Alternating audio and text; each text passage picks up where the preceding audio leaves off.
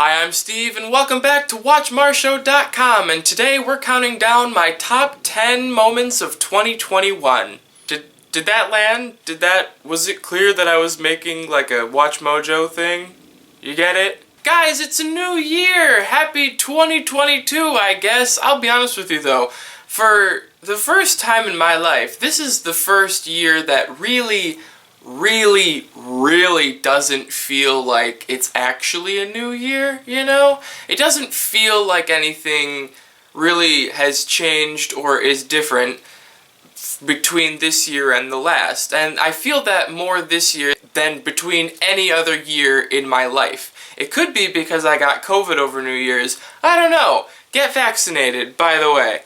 Here we go, political already. New Year, same me. Anyway, with the new year, I think it's nice to reflect on things that have gone right in the past year, because oftentimes it's way easier to come up with the negative things than the positive things. So, inspired by Rhett and Link and doing their top 10 moments of 2021 in their podcast, I too am going to give you my top 10 moments of 2021, starting with far and away. Easiest answer, I went to Texas. I went down to Tyler, Texas for an internship at the Caldwell Zoo. This was my first ever internship working at a real actual zoo. I worked at a wildlife sanctuary through college and it was great, but this was an internship at a real AZA facility, and boy was I excited, and boy was it a good time. And of course it had its negatives, but a definite upside was that I was working at a real zoo with real zoo animals, with real zookeepers, and it was fantastic. I had a great time. It was hot, but it was also Texas. I had Whataburger, I had Jack in the Box, I had all these foods that I don't have here in my Midwest home. So it was just a wonderful time, had a lot of fun. Great learning experience, of course, yada yada, all the internship things that I gotta say. And it was paid and they covered housing, so definite plus there. For number 2, I put the journey back home from Texas. I made a whole solo trip out of the journey home. I planned it. Basically, since I figured out I was gonna go drive down to Texas, I had been planning this solo trip back home. I thought it would take me like 4, 5, 6 days, but I did the whole thing in 3 or 4, which I wasn't mad at. I stopped at the Little Rock Zoo, which was a fantastic time. Stopped at the Memphis Zoo, colder, but still a fantastic time. And then the St. Louis Zoo, which was slightly warmer and still a fantastic time. So I stopped at 3 zoos on my way back. It was a great time. I enjoyed all of them. And it was the first time that I took a trip that was just me. And granted, it was really only a weekend, but it was still a really great time. I stayed at a bunch of nice Airbnbs, and it was just great. I had a wonderful time, and I was just so happy. I was heading home. I was done with the internship. It was it was great, and I will think fondly of it for the rest of my life. For number 3, I put my last day, and really the last week leading up to my last day at the Bay Beach Wildlife Sanctuary in Green Bay, where I worked through college. Like I said, I had been working there for 3 years, and it was lots of ambassador animals. So you're handling, you're moving, you're petting. They're accustomed to all these things, and it was the first job that I worked with actual wild animals, and I made the connections, of course. The people that were there were great. The animals that were there, also great. I miss my critters very much. And yeah, the last day was just very meaningful. Number 4, remember the NBA Finals and how the Bucks won? The Milwaukee Bucks won the NBA Finals in 2021. That feels like so long ago, but I actually went down to the Deer District for one of the final games, and we won, and it was the loudest crowd that I've ever been a part of. My ears were vibrating when people were screaming and cheering. It was such a great time, and we won, and it was the first time the Bucks had won the NBA championship since 1970, and that also means that was the first time that the city of Milwaukee had a sports championship in over 40 years. It was fantastic. It was a great time, and maybe it was 1971 now that I think about it, but still, it was just phenomenal and so much fun, and I'm so glad that I got to go down to the Deer District for a game with a couple of friends, and then that we won, even better. Number 5, controversial, right smack in the middle of 1 and 10. I put getting vaccinated for COVID-19. It was a big deal at the time, of course. I got vaccinated in April of 2021, and it was just the excitement and the build-up and the lead-up of like, okay, I'm waiting for my time, I'm waiting for my turn, and then actually, you know, going and waiting in line, and I'm standing there, and I'm wearing, I remember picking out, I don't remember what I wore, but I do remember picking out a specific outfit to go and get vaccinated in, because I was like, well, this is a part of history right now, major history. And I'm living it, and I'm getting the vaccine, and I'm doing what I'm doing, and I'm doing the right thing, and everyone should do it. And at the time, there was just so much hope and promise that this was finally going to be over.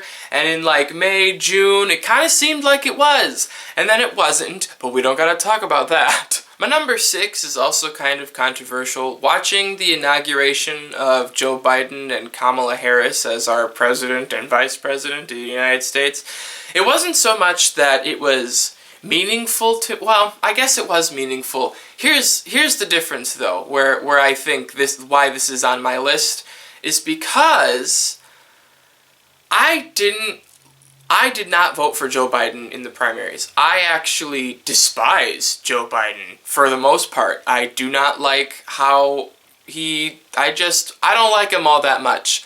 But the fact that he was giving a speech that had coherent sentences and a plan, and it was just laid out so simply and easily, I had forgotten, and I didn't realize how just stressed and ashamed and worried I was any time that the former guy opened his big stupid fucking mouth, that it was just such a relief to hear a real leader. You know what I mean? Like, I actually teared up during his speech, and also Harris's speech. I teared up during both of their speeches.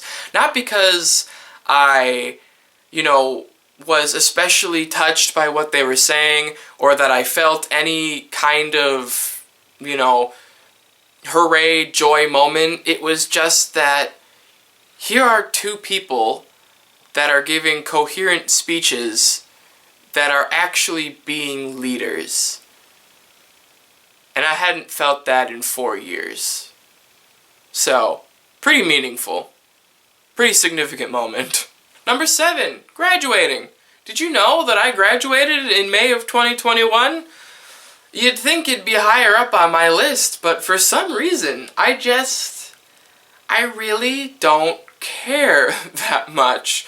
Maybe it's because I got a cop-out easy major that doesn't really have anything to do with my intended career field. Maybe it's because most of the second half of my college career was online, and that made it, for me, way easier doing it online. I attribute my degree and my high GPA, my last couple of semesters of college, to online learning.